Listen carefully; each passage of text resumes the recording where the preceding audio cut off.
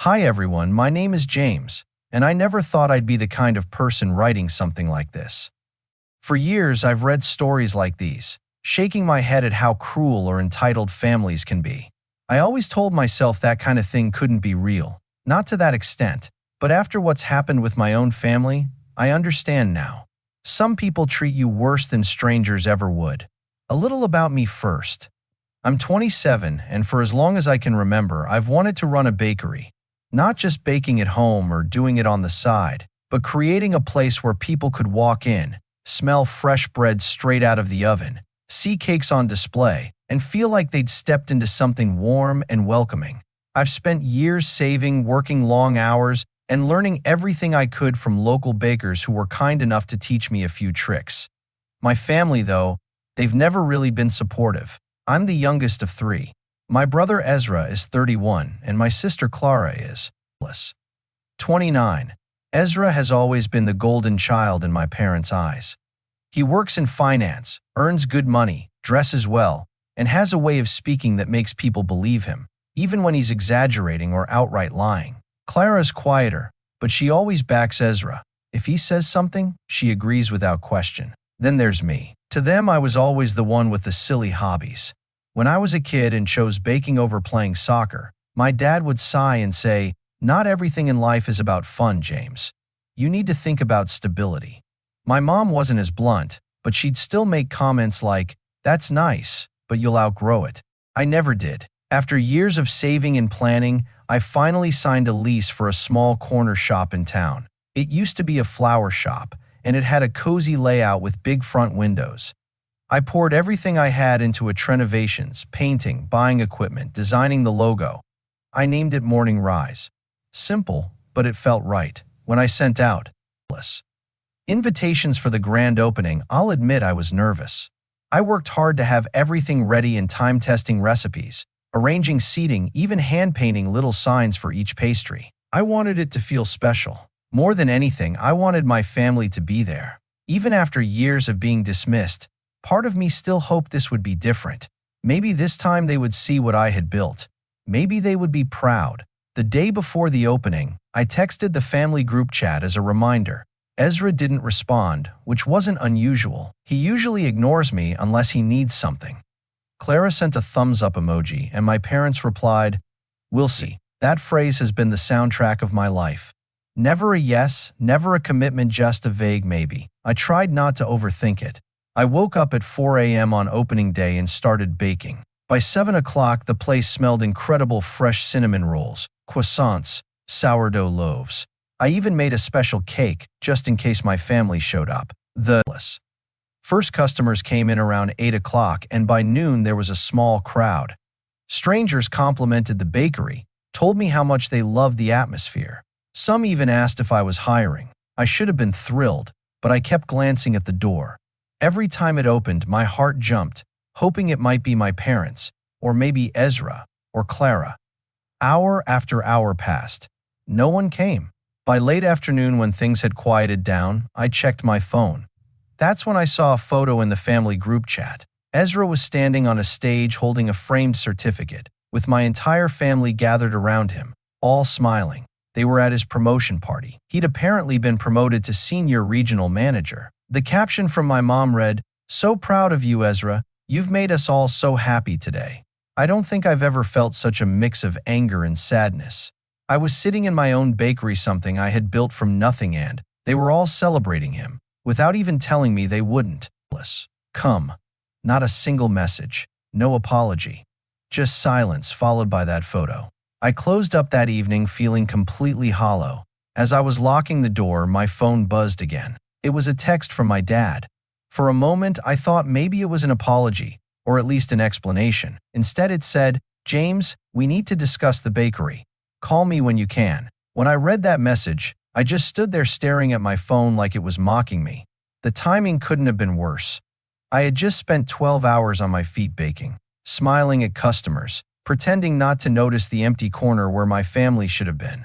The last thing I wanted was to discuss anything with him. Still, I couldn't stop myself. I've always been the one chasing their approval.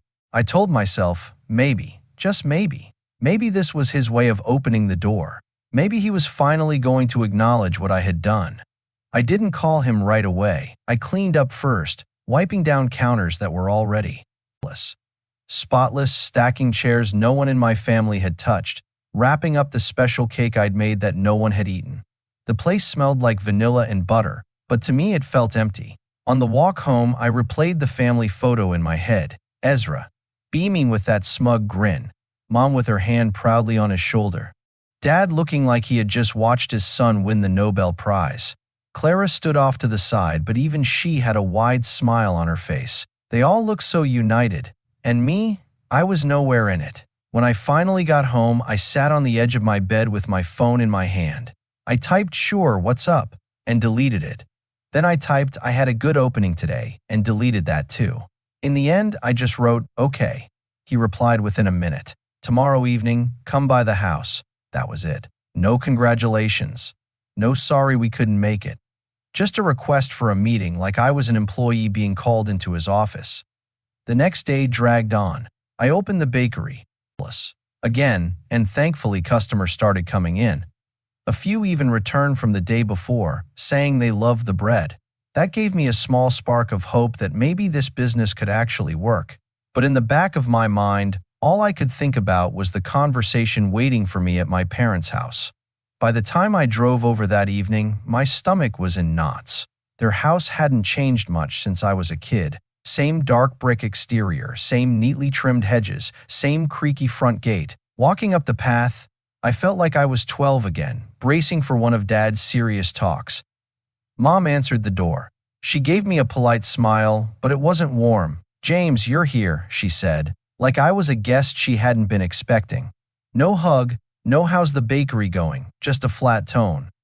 Inside, Clara was sitting at the dining table, scrolling through her phone. Ezra was there too, of course, lounging in Dad's favorite chair with one leg crossed over the other, looking completely at ease. He smirked when he saw me. "Well, if it isn't the man of the hour," Ezra said. "How's life in the cupcake business?" I bit back the urge to respond. I knew if I snapped, it would only give him more ammunition. Instead, I sat down across from him. Dad came in a moment later carrying a stack of papers. He didn't bother with small talk. He placed them on the table, sat down, and folded his hands. "James," he began, "your mother and I have been talking, and we think it's time we had an honest discussion about your bakery." The pause before he said bakery told me everything. He said it like it was a bad habit, like smoking or gambling. I leaned back in my chair. "All right," I said carefully. "What about it?" He adjusted his glasses and slid one of the papers toward me. It was a printed article about small businesses failing within the first 5 years. "Look," he said, tapping the page. "Statistics don't lie. Most bakeries go under. You've put yourself in a risky situation, and, frankly, we're concerned about the financial implications. You need to be realistic." I couldn't believe what I was hearing. This was the first thing he said to me about my bakery. No mention of the grand opening, no acknowledgement of how hard I'd worked, just statistics about failure. Ezra chuckled from his chair. "He's right. It's cute that you want to play shopkeeper, but Dad's being generous giving you advice. You should listen." My blood was boiling, but I forced myself to stay calm. "I'm not playing shopkeeper. I had a great turnout yesterday. Customers like the food. This is something I built from the ground up." Mom sighed like I was a child throwing a tantrum. "We're not saying you haven't worked hard, James. But Ezra's promotion shows what stability looks like. He has a real career path. We just don't want you to throw away your future chasing a hobby." That word hobby hit me like a slap. After everything I'd done, they still saw it as some childish distraction. Clara finally spoke, not even looking up from her phone. "Maybe if you listened to them, you wouldn't end up broke. Just saying." I looked at each of them, feeling a mix of anger and hurt. Then I turned back to Dad. "So why am I here? What exactly do you want to discuss?" That's when he dropped the bomb. "We think it would be wise if you let Ezra help oversee the financial side of your bakery," Dad said firmly. "He has experience with money. He could make sure you don't get in over your head. It would give us peace of mind." For a moment, I thought I'd misheard him. I looked at Dad, then at Ezra, who was smirking like a cat that had already caught the mouse. "You want Ezra to run my bakery?" I asked slowly. Not run it, Dad said quickly. Just manage the important parts, finances, planning, things you're not equipped to handle. You'd still bake, of course. Ezra leaned forward, grinning. Think of it this way, James. You handle the fun part, kneading dough, frosting cupcakes. I'll take care of this grown-up stuff. That way, everyone wins. Everyone except me. I sat there, my hands clenched beneath the table, trying not to show how much this was affecting me. My own family, who hadn't even shown up to support me, were now telling me I wasn't capable of running my own business and suggesting that Ezra, of all people, step in and take control. I stayed there for what felt like forever, staring at the papers Dad had pushed toward me, then at Ezra, whose grin only widened the longer I remained silent. My mind was racing. The bakery, the thing I had poured years of sweat, savings, and soul into, was being reduced to a project Ezra would manage for my own good.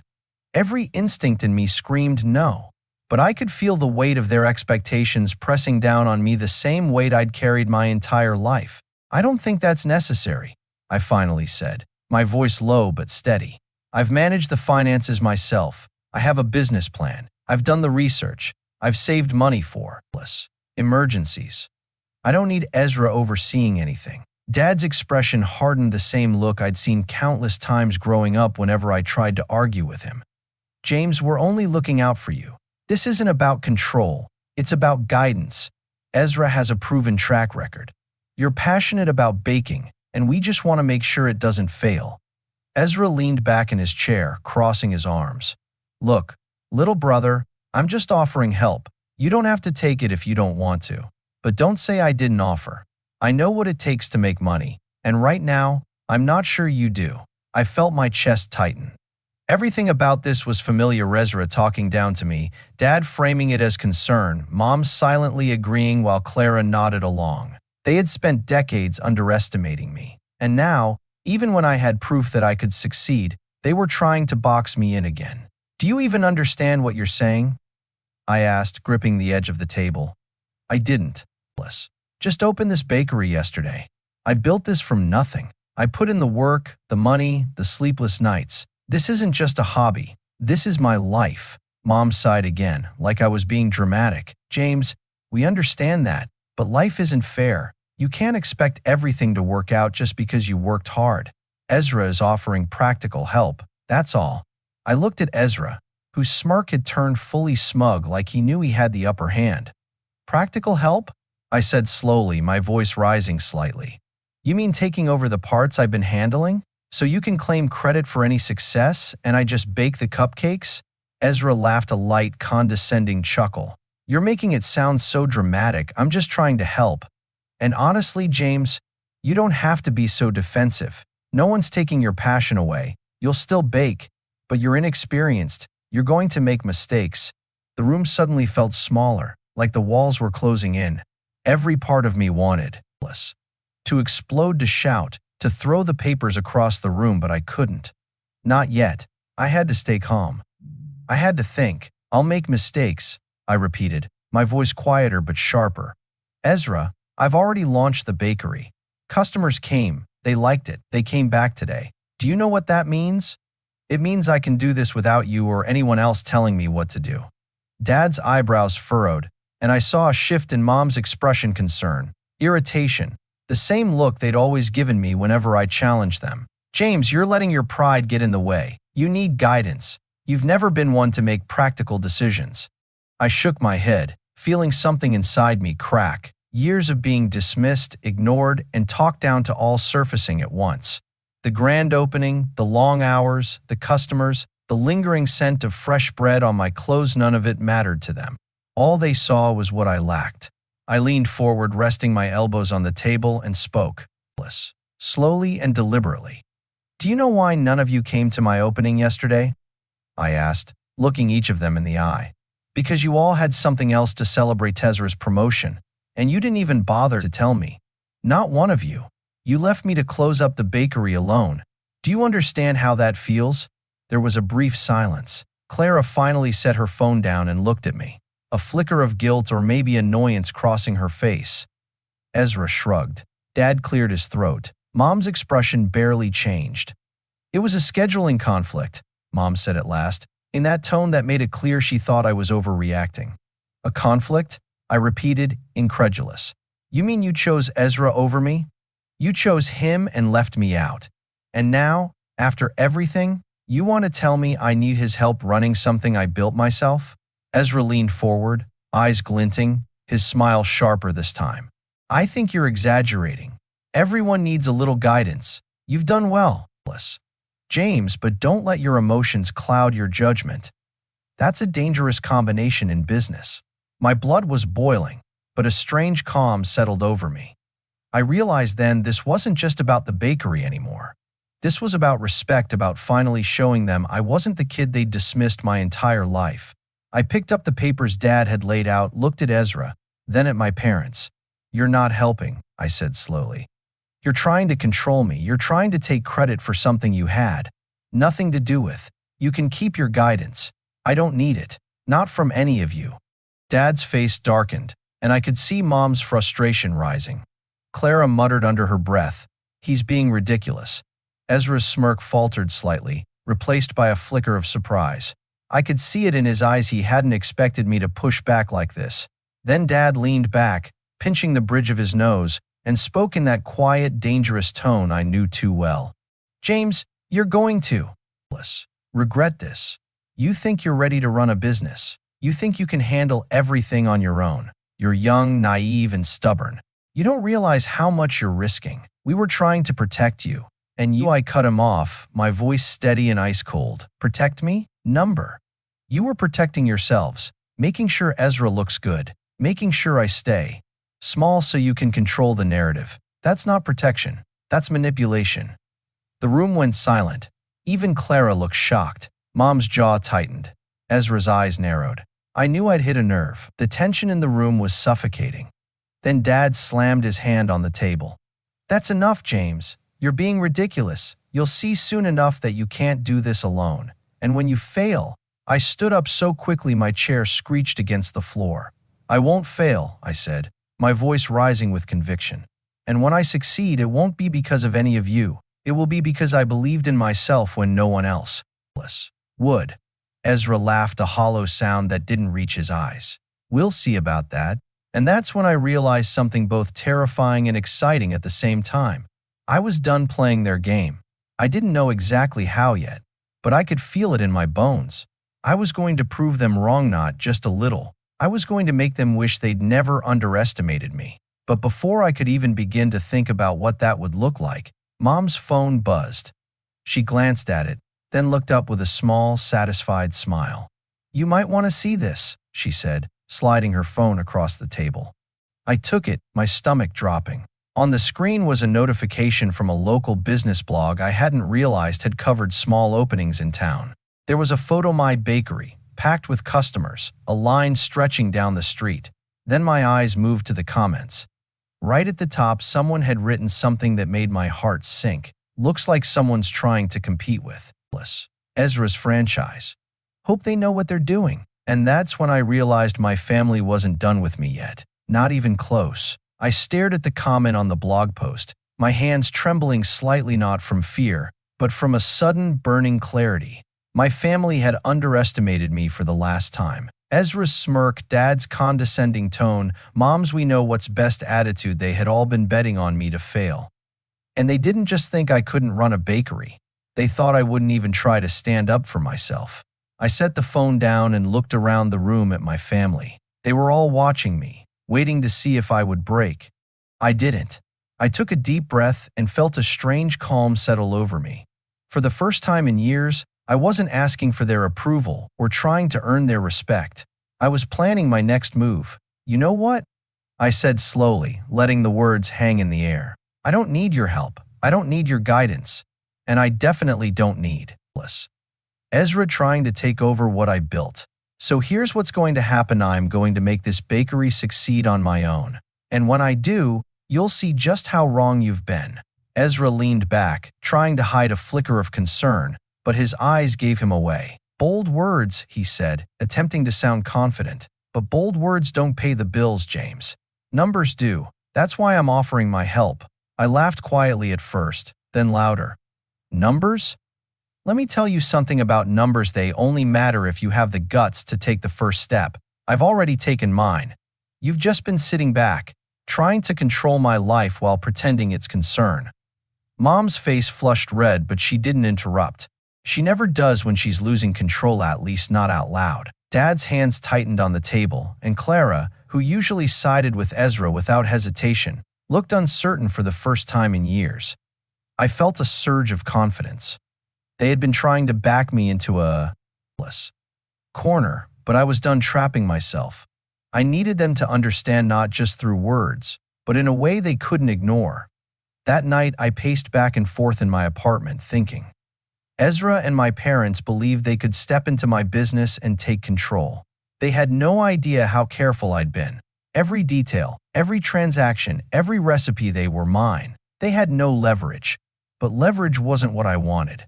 I wanted to make a statement, a lesson they wouldn't forget. I started planning carefully. First, I documented everything. The grand opening, customer names, positive reviews, even the blog post comment. I made sure there were receipts, photos, and social media posts. Everything was traceable.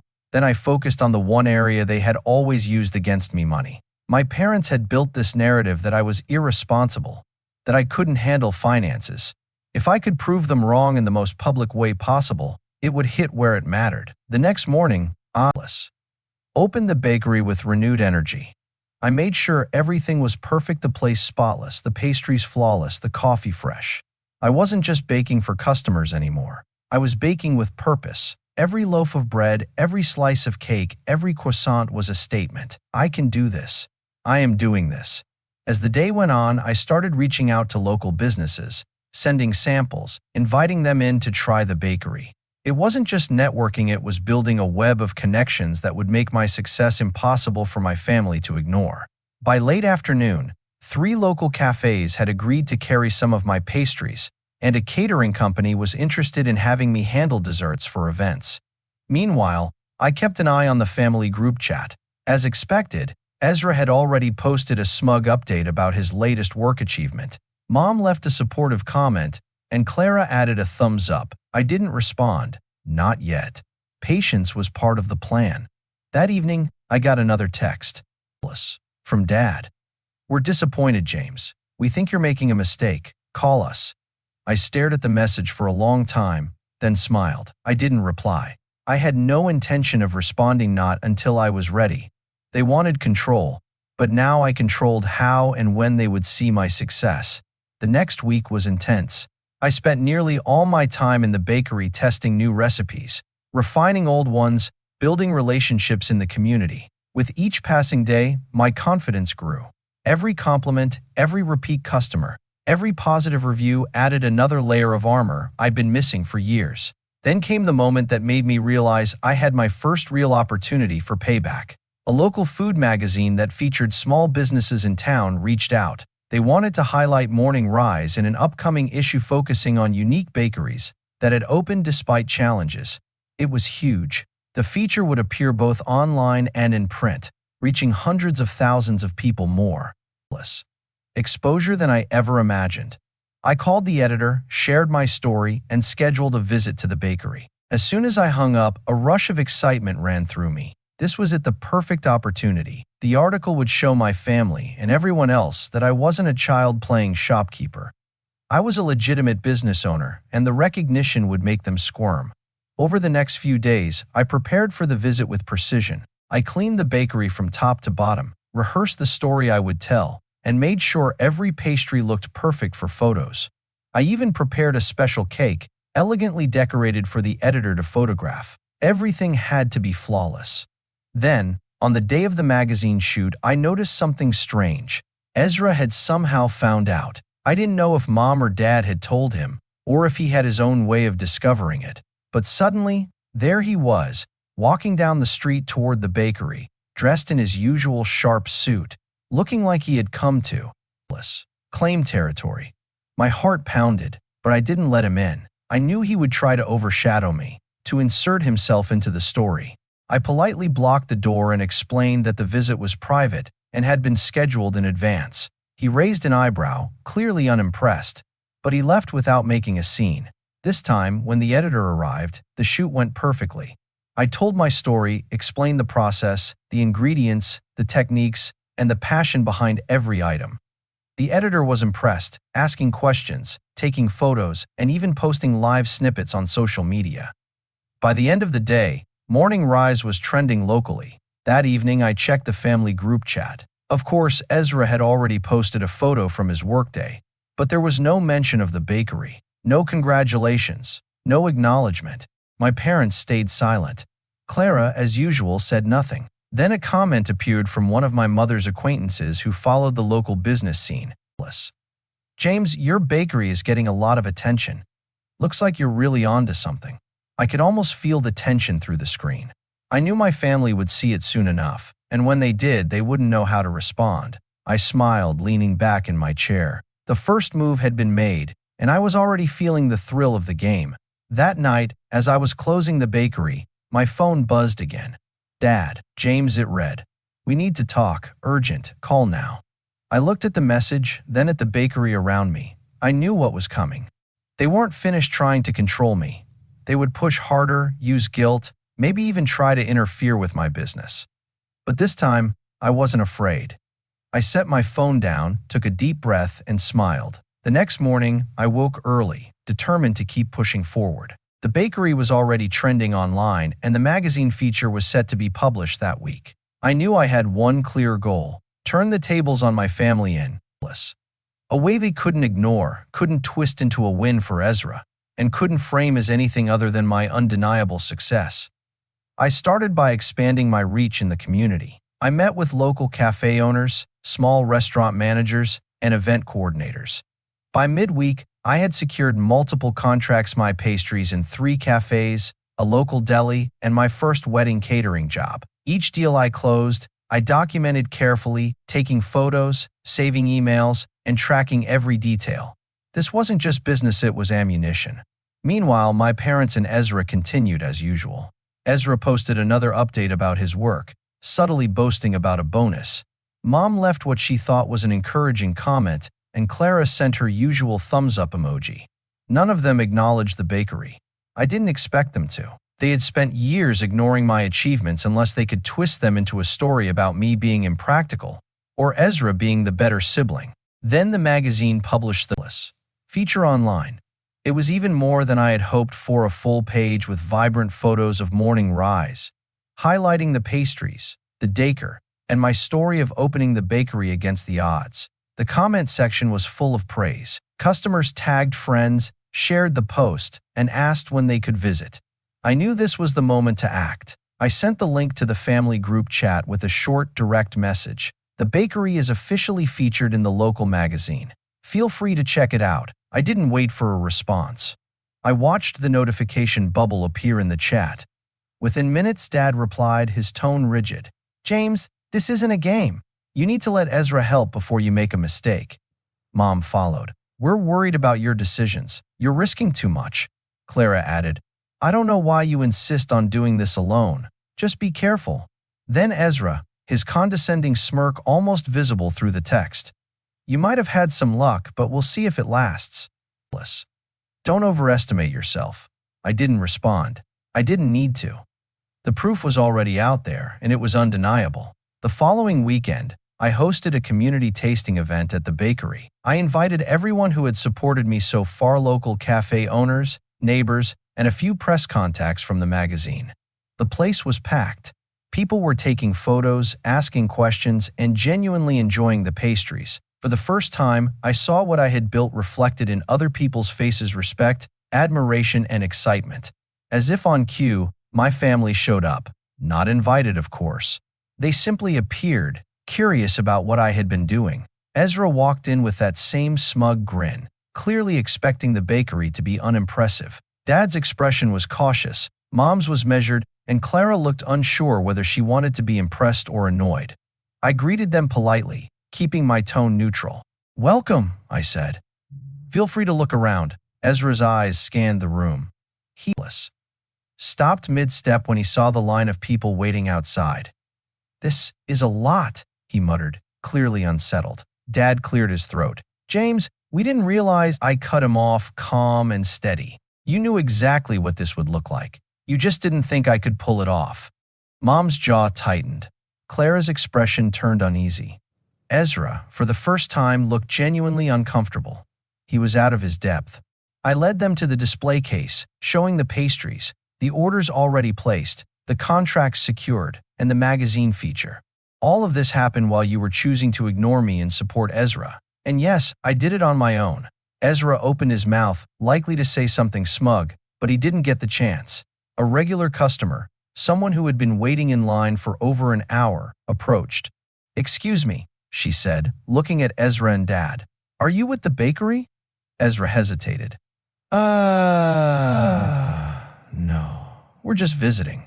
The woman shook her head. "Well, this place is amazing. I thought maybe you were the owners, but clearly James is running things. You should be proud of him." The words hit like a hammer. I saw the color drain from Ezra's face. Dad shifted uncomfortably. Mom's tight-lipped smile faltered.